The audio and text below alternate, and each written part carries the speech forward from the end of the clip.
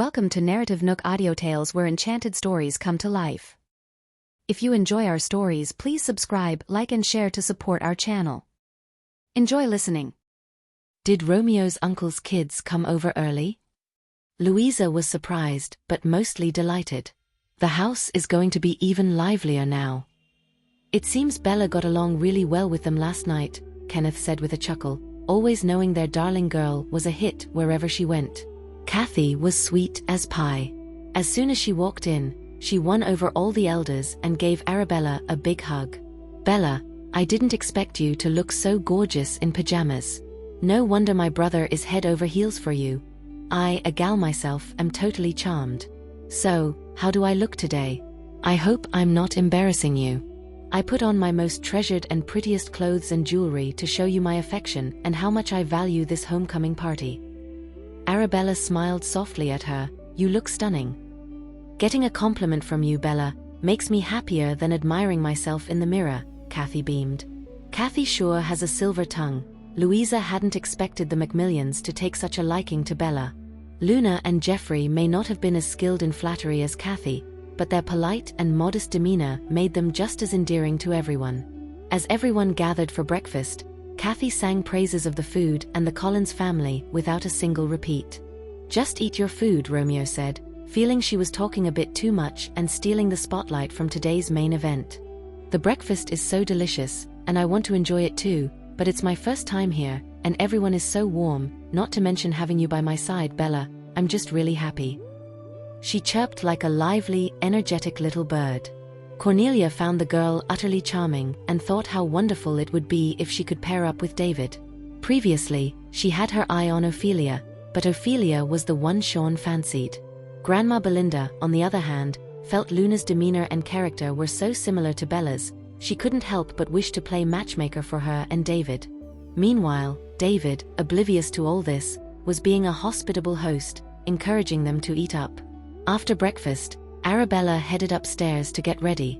Kathy followed on her heels, eager and bouncy. Luna trailed behind them. Geoffrey couldn't follow due to propriety, so David, slinging an arm over his shoulder, kept him entertained with various conversations. Kenneth and Louisa had been busy since they'd woken up, fielding calls from friends and family asking how preparations were going. The homecoming banquet was set for noon at the most luxurious hotel owned by Macmillan Corporation, and some relatives who lived farther away were already on their way. Reporters from every media outlet in the city had received an invitation from the Collins family, abuzz with anticipation over the major announcement they were set to make today. They had gathered early outside the upscale hotel. The hotel was usually frequented by big shots and high rollers. Average Joes couldn't even dream of affording a night there. A passerby, curious at the sight of the crowd, casually filmed a clip and uploaded it online, sparking a frenzy of speculation among netizens. What earth-shattering news could the Collins family possibly be announcing today? Could it be related to the engagement between the Collins and the Macmillians? The Collins choosing the Macmillians Hotel for their press conference, and even treating the press to a meal? Sounds like they're about to announce something big about both families. Could it be Romeo and Serena are getting hitched ahead of schedule? What? No way, right? This speculation sent the topic viral, with some netizens even heading to the scene to capture the scoop. Soon enough, 3 luxurious stretch limos pulled up at the hotel entrance. Photographers swarmed, cameras at the ready, snapping away furiously. The drivers and bodyguards swiftly opened the car doors with practiced precision. From the first vehicle stepped Philip and Shirley, dressed impeccably, their faces alight with warm smiles. Flashes popped incessantly as reporters crowded around. Philip, Shirley, may we have a few words? What's the big news the Collins are set to announce? Can you give us a hint? What brings you here today? Is it about the engagement with the Collins? Is the Macmillan Collins wedding happening sooner than planned? Philip, ever the tease, simply beamed and said, "You'll find out soon enough." Knowing they wouldn't get more from him, the reporters changed tack. How did you spend last night's New Year's Eve? Was it a family gathering? Shirley, with generous openness, replied, "With our future granddaughter-in-law." The air crackled with excitement as shutters clicked non-stop, each journalist vying for the exclusive. Was your future granddaughter-in-law visiting? Did she join you for the dinner? Do you like her? Are you satisfied with this future addition to the family? Shirley's grin was so wide it nearly split her face. Extremely satisfied. The flashes continued to go off, capturing every beaming expression. And are you considering passing on the heirloom crown necklace to her? Someone ventured to ask. When Shirley had married Philip, among her many gifts had been a cherished crown necklace, studded with 999 pristine diamonds, a symbol of opulence and beauty. The necklace had made headlines worldwide. Crafted by a top-tier designer and set with the finest diamonds, such a piece had cost a staggering $300 million in that era. Shirley had previously hinted in public that the necklace was meant to be passed down to her granddaughter-in-law. Today, with a twinkle in her eye, Shirley revealed, "It's already been given." Well, it caused a sensation like a rock concert. Did you send it out already?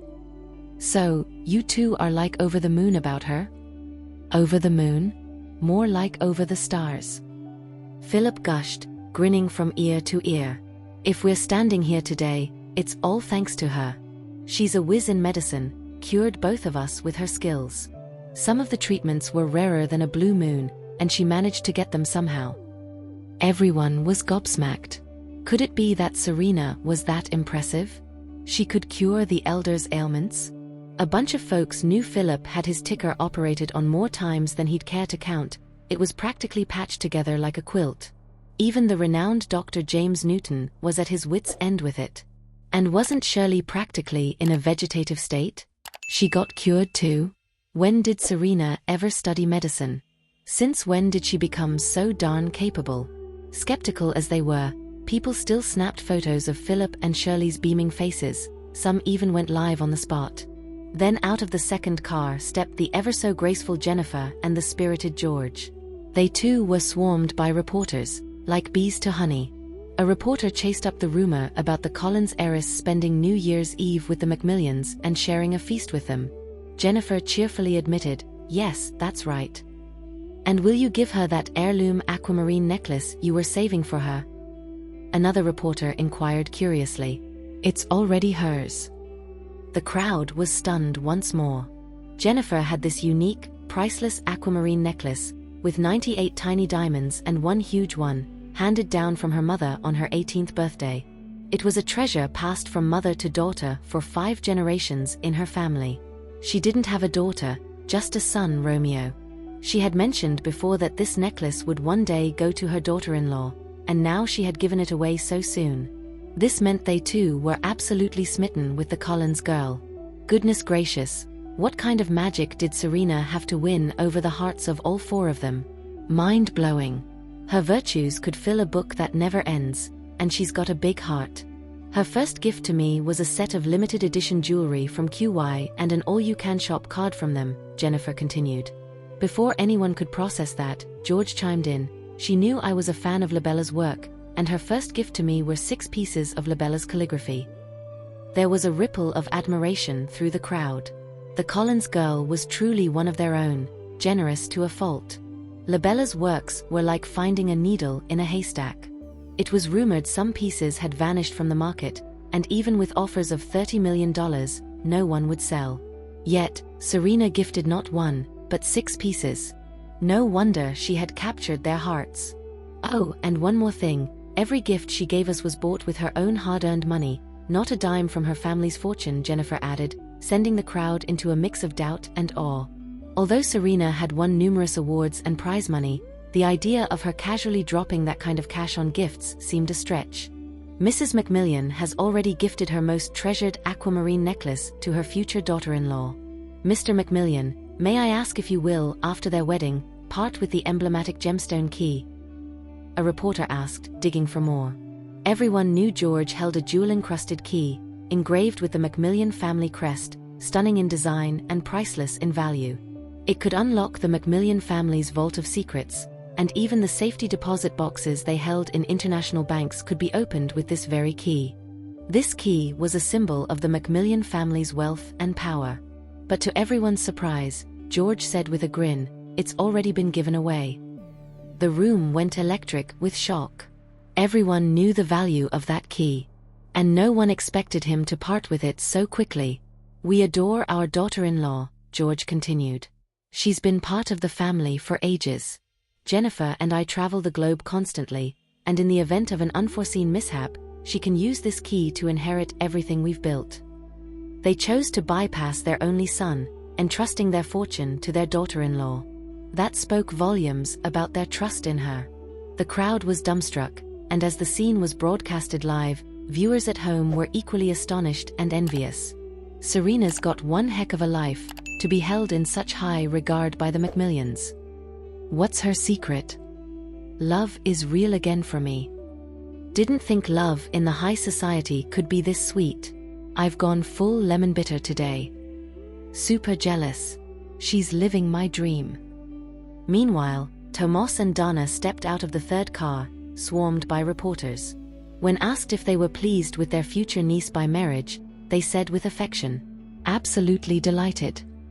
The media on site and the livestream viewers got even more sour. Watching the family enter the hotel, eagle-eyed viewers noticed something else. "Did you see? The whole Macmillan clan's wearing QY designer clothes. Money sure can buy style. They're all matching. Looks like they're fans of QY. But let's be real, the brand does look amazing." At the 4-Aina villa, Serena woke up to a flood of messages. "Serena, you're topping the trending charts. You're so lucky, getting Shirley's royal necklace, Mrs. Macmillan's sapphire necklace, and Mr. Macmillan's jeweled key. They love you so much. Since when are you a healer, Serena? You cured Philip and Shirley's illnesses? My grandma's sick, can you help her too? Is your wedding with Romeo happening sooner? I'm at the hotel entrance, there's a swarm of reporters, and your relatives and neighbors are here too. Can you invite me in for a meal, to get a glimpse? I'm kind of an influencer now, told my followers we're buddies. Some want me to live stream from inside, can you hook me up?" Serena didn't even finish reading all the messages, but she had an inkling of what was going on.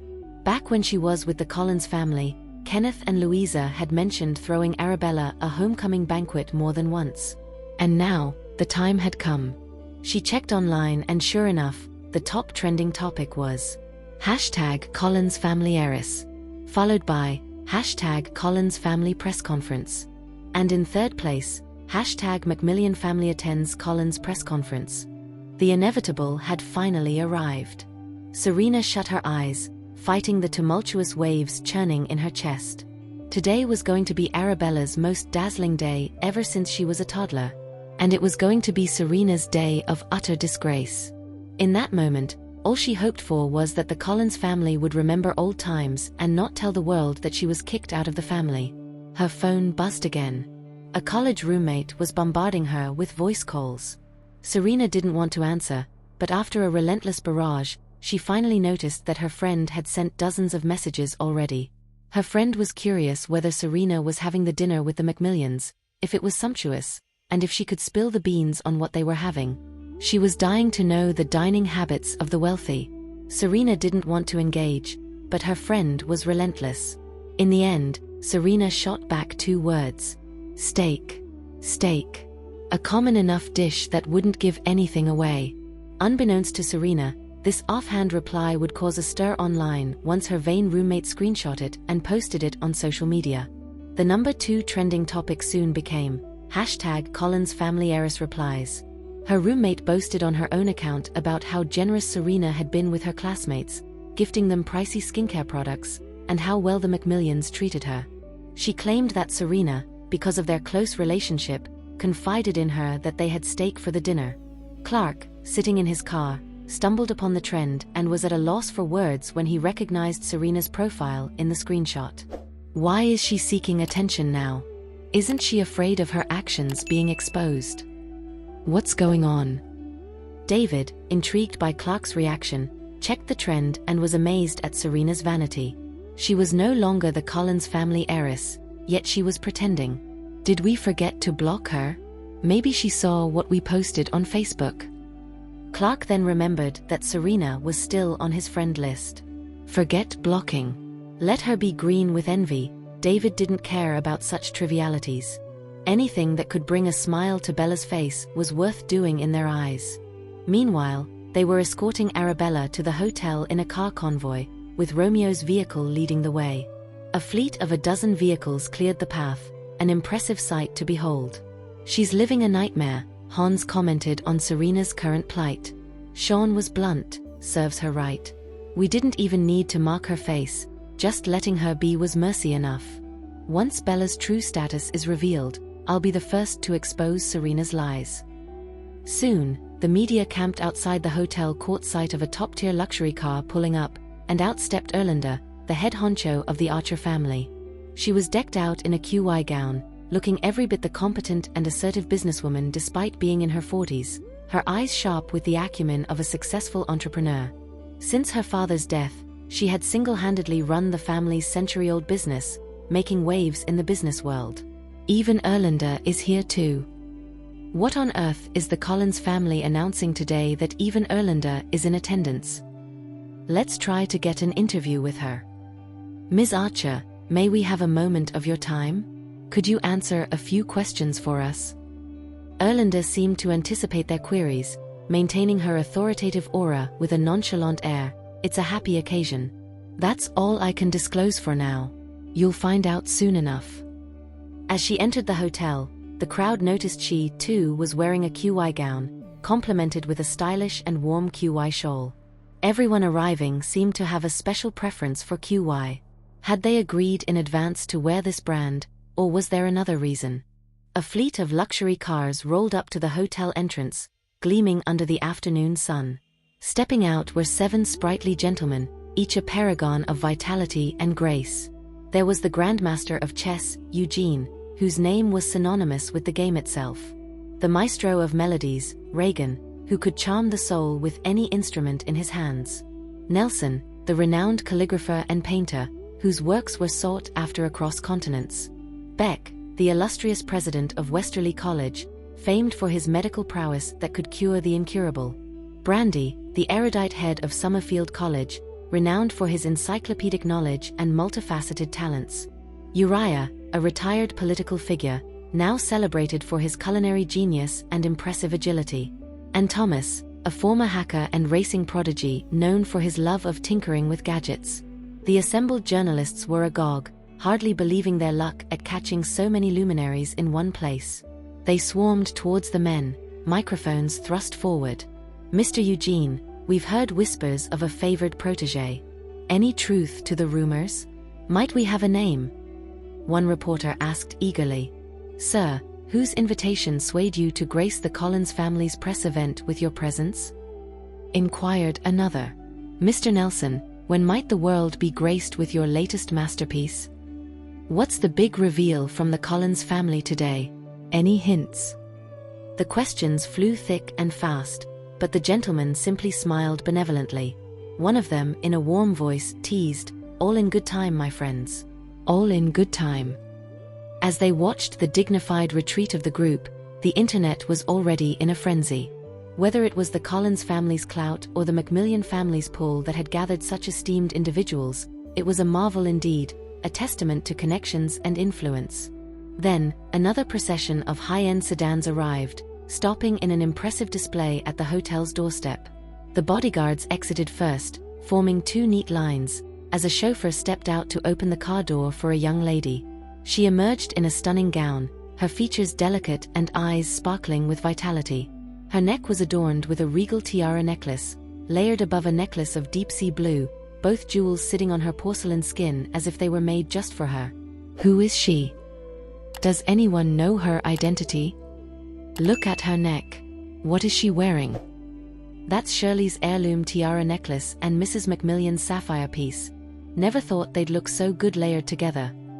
Didn't Shirley and Mrs. Macmillan say earlier? Those necklaces are for Romeo's fiancée. But who is this girl? Arabella stepped forward, and the tall, noble Romeo emerged from another vehicle. He and the 5 dashing Collins boys approached the girl, meticulously adjusting her gown, as they followed her in a protective entourage, like knights escorting their one and only princess. Her beauty was almost too much, her skin fairer than snow, and her eyes shone with a pride and coldness that was mesmerizing. The journalists were struck dumb, and even the seasoned photographers forgot to snap pictures, all wondering about the identity of this mysterious girl. Thank goodness for live streaming. The online crowd erupted in heated debate, with comments flying across the screen faster than the eye could follow. Man, that girl is drop-dead gorgeous. A beauty beyond compare is an understatement. Does anyone know who she is? How did she get the 5 esteemed Collins boys and Romeo to bend over backward for her, quite literally? Isn't that the necklace Shirley left for her granddaughter-in-law, and the one Mrs. Macmillan passed down to her daughter-in-law? Could she be Romeo's fiancée? But if she's Romeo's fiancée, where does that leave Serena? Such a grand event today, and no sign of Serena? Where is she? Yeah, where did Serena go? What on earth is going on? Could there have been a switch in fiancés? No way. If there was a new fiancé, would both families be getting along like this? To book an entire luxury hotel for the Collins family on New Year's Day so they can hold a press conference shows the families are close. But why are all the Collins brothers and Romeo bending over to lift this girl's dress? That gesture is a clear sign of deference. Everyone was baffled by the situation, and the buzz had already crashed several social media platforms multiple times. When the media on-site and the photographers snapped out of their daze, all they caught was their retreating figures entering the hotel.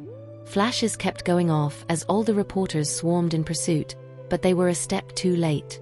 Arabella, clad in an exquisite gown, entered the elevator, her elegant updo giving off an ethereal vibe, as if she were a celestial being untouched by worldly matters. Romeo and her 5 brothers lifted her gown's hem, escorting her into the elevator. Outside the hotel, a parade of movers and shakers from various industries followed suit. Some were relatives and friends of the Collins family, others belonged to Louisa's side of the family, and then there were Arabella's own friends and trusted associates.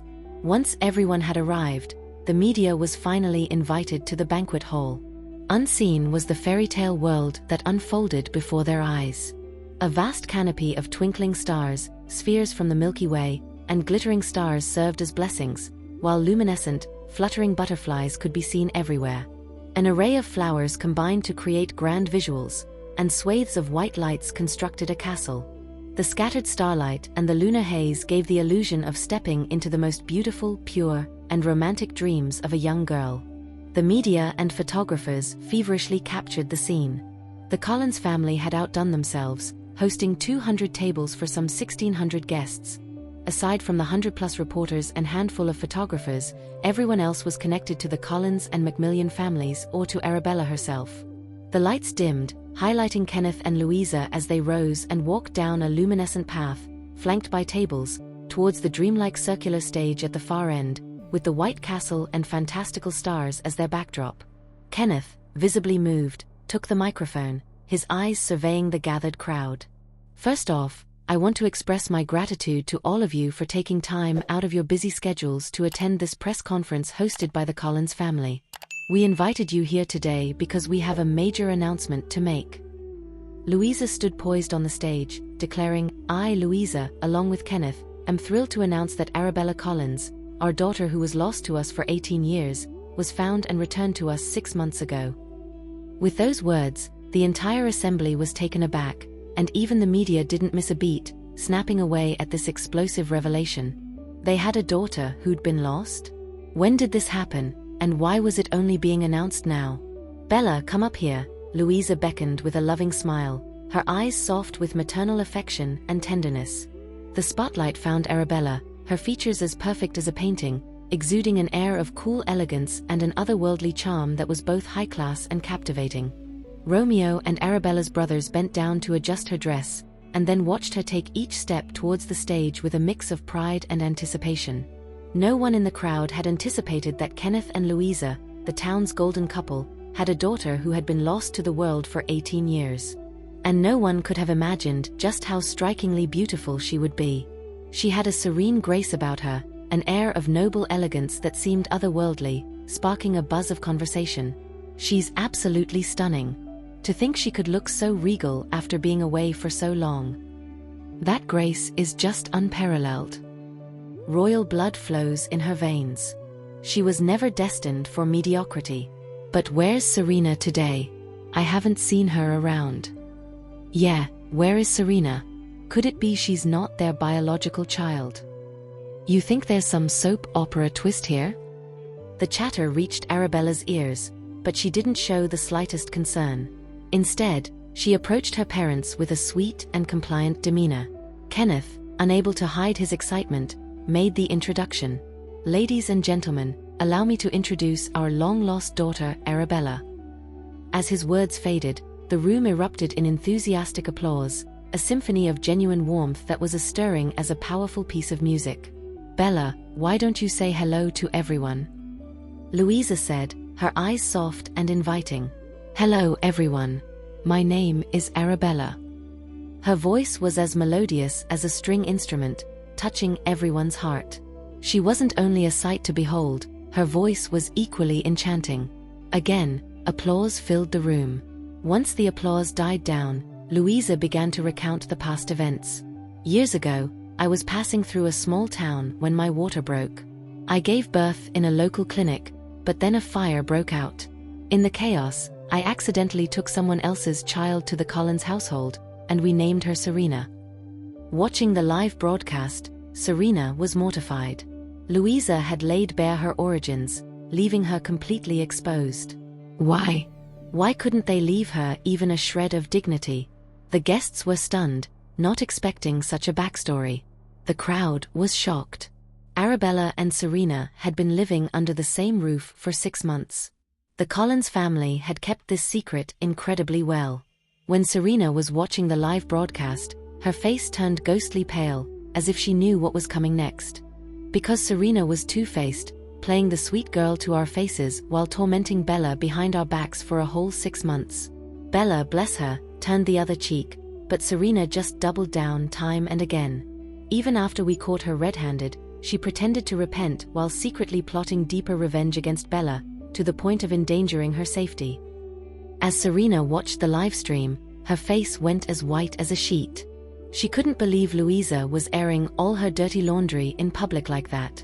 Standing behind her, Dora and June couldn't believe the kind of monster Serena had been. And they wondered, why on earth did Martin still hold a torch for her?